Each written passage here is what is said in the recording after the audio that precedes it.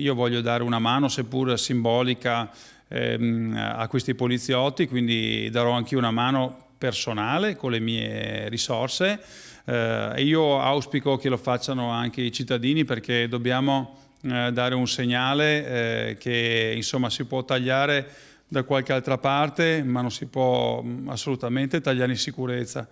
La polizia non ha i soldi per comprare le divise, così il sindaco di Padova appoggia l'iniziativa del sindacato di polizia UGL, che ha lanciato una lotteria per finanziarne l'acquisto. Li incontrerà giovedì e comprerà i tagliandi da spedire anche al ministro degli interni Alfano.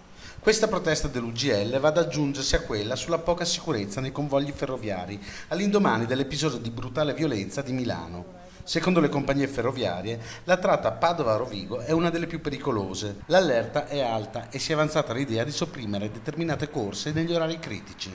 Per noi non ha alcun senso e come UGL Polizia di Stato proponiamo una soluzione da poter applicare in maniera efficace fin da subito, ovvero quella di poter far accedere le forze dell'ordine fuori dal servizio, cioè quindi che le vediamo in borghese, liberamente nei treni. Il sindacato è contro questa decisione e chiede che gli agenti vengano coinvolti maggiormente nel lavoro di controllo dei convogli. Bisogna sempre ricordarsi che le forze dell'ordine, anche quando non hanno la divisa, ma col semplice appunto esibizione del tesserino, sono obbligati per legge dagli attuali normative di entrare in servizio, ovvero di intervenire in situazioni di pericolo per l'incolumità di tutti quanti.